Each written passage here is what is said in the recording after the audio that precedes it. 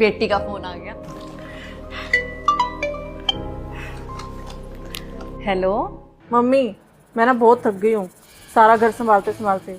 सारा दिन काम में लगी रहती हूँ, लेकिन यहाँ किसी को मेरी थकान नजर ही नहीं आती।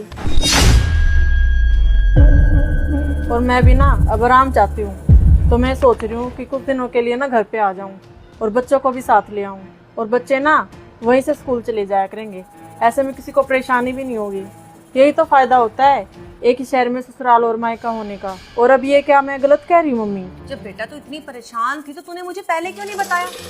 और एक बात ना मेरी ध्यान से सुन ले, अपने मायके आने के लिए तुझे किसी की भी परमिशन लेने की जरूरत नहीं है। ये तेरा अपना घर है, जब तेरा मन करे आ, जब तेरा मन करे जा।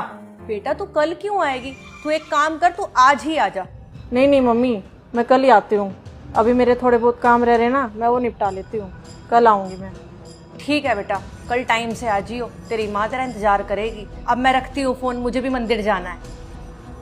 ठीक है बेटा, ध्यान रखियो अपना। ठीक है मम्मी, कर लो।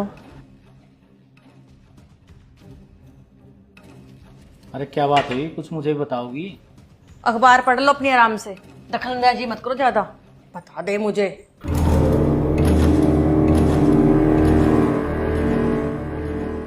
बहू। हाँ मम्मी जी। कल बेटा तेरी नंद आ रही है, तू एक काम करना, मार्केट चले जाना और वहां से बहुत सारी सब्जियां और फ्रूट्स ले आना जो जो तेरी नंद को पसंद है। बेटा ससुराल में तो कोई उसका ध्यान ही नहीं रखता। लोगों को अपनी बेटियां पसंद है, अपनी बहू किसी को पसंद नहीं है।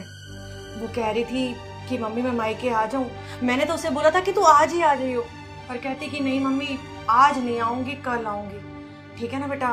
बेटा तेरी नंद के आने से तुझे कोई दिक्कत तो नहीं है ना?